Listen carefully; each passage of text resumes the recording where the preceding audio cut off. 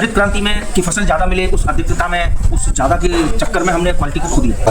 यहाँ एक बड़ा कमाल का ऑरा मैं फील कर रहा हूँ। ये गौ माता की कृपा है, ये सब गौ माता की कृपा है। गौ माता का ऑरा इतना पॉजिटिव होता है कि अपने आसपास आप अगर किसी भी स्ट्रेस में हो, बहुत अच्छे स्ट्रेस रिलीवर की तरह ये चीज़ काम कर रही है डॉक्टर साहब। जेन्युइनली मैं आपके मन के भाव बता रहा हूँ। और यहाँ आप सभी लोग बिल्कुल संपर्क करें और यहाँ पधारें और आपको खुद महसूस होगा कि गौशाला आना आपके लिए कितना लाभदायी होगा। अभी कहते हैं कि हमारे देश में दो क्रांति हुई हैं, एक हरित क्रांति और एक श्वेत क्रांति।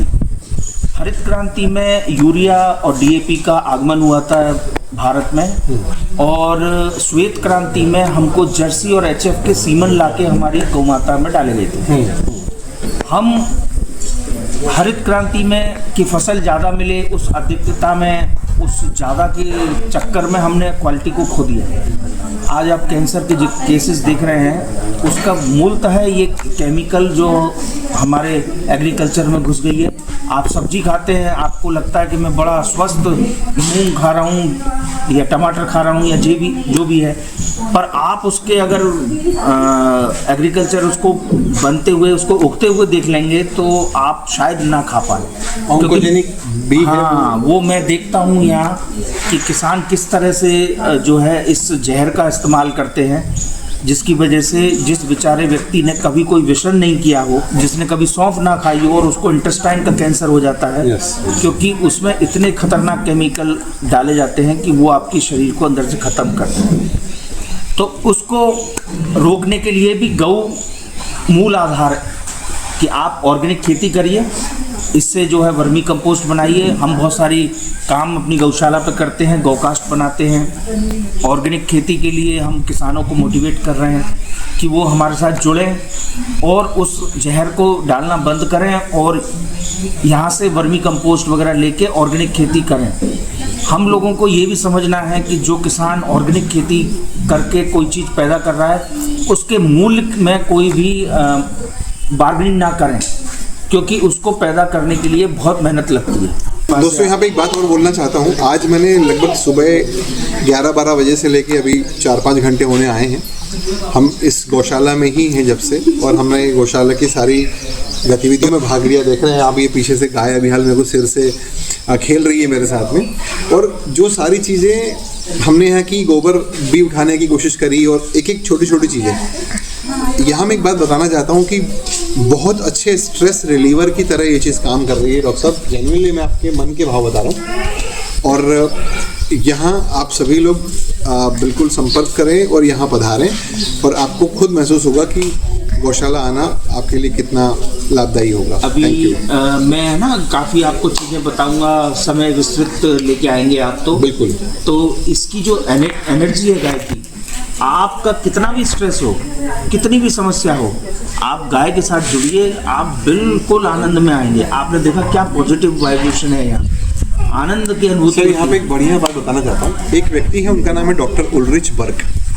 वो जर्मनी से पिछले 40 वर्षों से निवास कर रहे हैं ओमकारेश्वर में, और उनके पास ही एक आश्रम बना के वहाँ पे वो निवास कर रहे हैं। और वो अग्निहोत्र करते हैं। अग्निहोत्र बहुत लोग करते हैं, बट वो जो अग्निहोत्र करते हैं वो शुद्ध गाय के, मतलब गाय के शुद्ध कंडे से बना हुआ, गाय के शुद्ध घी का इस्तेमाल करते हुए, और कुछ चावल के दाने एक तांबे के पात्र में करते हैं।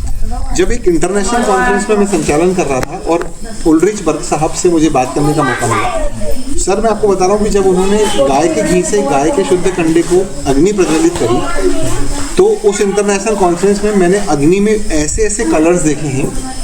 मतलब ब्लू भी होता है अग्नि में कलर, और रेड, वो कलर इतना यूनिक था which I have never ever seen in my life. Joshi ji, हमारी परंपरा थी, संध्या जब हम करते थे शाम को तो हवन करने की परंपरा थी हमारी।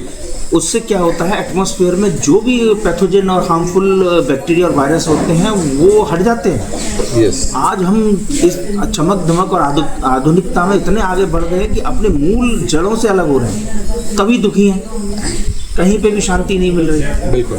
तो आपको ये चीज़ को समझना पड़ेगा कि गौ का क्या महत्व है। इसी तारतम्य में एक बात और बताना चाहता हूँ कि जब हम लोग भोपाल से आधार खेड़ा की तरफ आ रहे थे तो रास्ते में हमें 2 संतों से मिलने का मौका मिला, और जिसमें से विगत 40 वर्षों से अधिक समय से वो 2 संत जो हैं, जिसमें से एक जो है वो ग्रीस से हैं और एक जो है वो इटली से हैं, और वो पूरी तरह से भारतीयता का वर्ण कर चुके हैं और इतनी सुंदर हिंदी वो बोल रहे थे।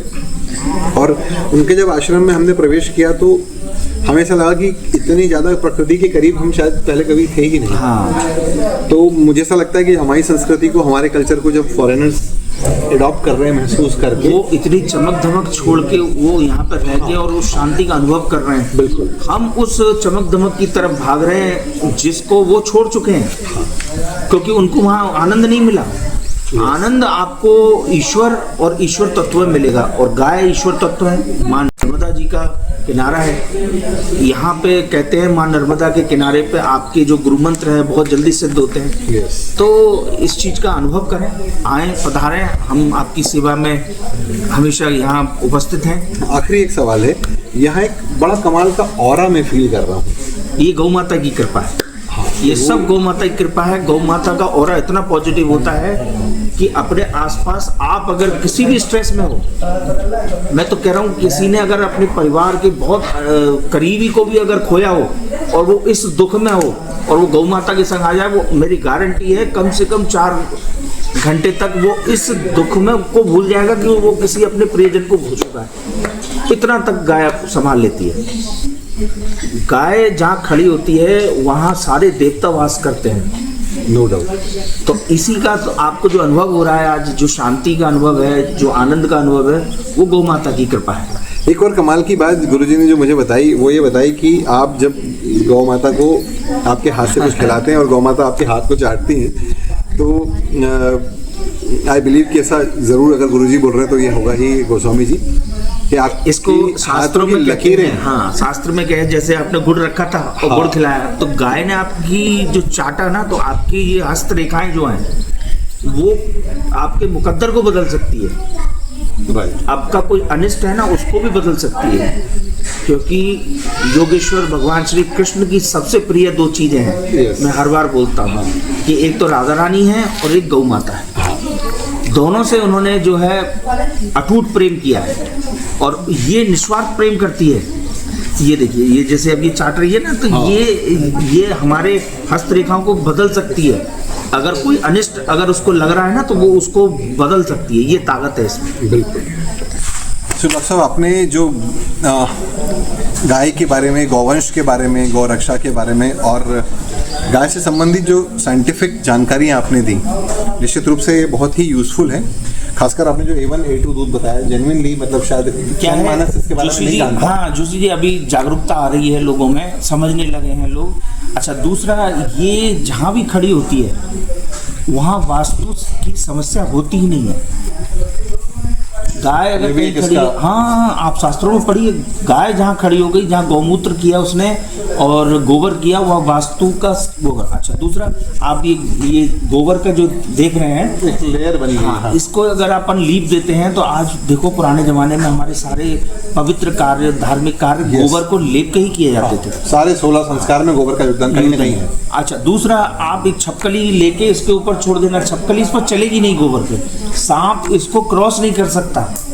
अच्छा। हाँ, पहले उसमें जो गोबर की अपनी झोपड़ियाँ होती थी, उसमें कोई स्नेक नहीं घुस सकता था, रेडिएशन शून्य होता था।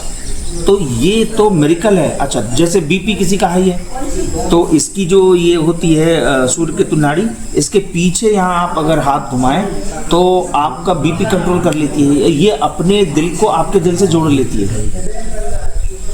आप अमेरिका में काउ कडलिंग करके एक जो गले मिलने की परंपरा स्टार्ट की है, हमारे यहाँ तो ये गाय के संग ही हम रहते थे। अगर किसी को अस्थमा है तो गौमूत्र पिए और अपना गौशाला में अगर निवास करे 1 महीने 2 महीने, तो उसके जड़ से जो है अस्थमा खत्म हो जाएगा। ये मिरेकल है। मित्रों, गाय और गाय के सारे उत्पाद, जितने भी बाय प्रोडक्ट्स हैं, वो निश्चित रूप से हम सभी के लिए, ह्यूमन बीइंग के लिए बहुत यूज़फुल है। और अभी हमने बहुत सारी चीज़ों के बारे में यहाँ जानकारी ली, और आने वाले समय में हम मुरलीधर गौशाला लगातार विजिट करते रहेंगे और होने वाले डेवलपमेंट्स को हम इंडोर्स करते रहेंगे, उसके बारे में जानकारी आप तक पहुंचाते रहेंगे। इस कार्यक्रम को देखने के लिए आपका बहुत बहुत धन्यवाद। डॉक्टर साहब, आपने अपने सवालों के बहुत ही सहज भाव से जवाब दिए इसलिए आपका बहुत बहुत धन्यवाद। थैंक यू सो बहुत मच। बहुत धन्यवाद महेश जोशी जी। तो चलिए मित्रों, पुनः मुलाकात होगी आपसे, और मुरलीधर गौशाला के साथ आप सोशल मीडिया पर भी बने रहेंगे। अगले वीडियो तक के लिए बहुत बहुत धन्यवाद। राधे राधे। राधे राधे।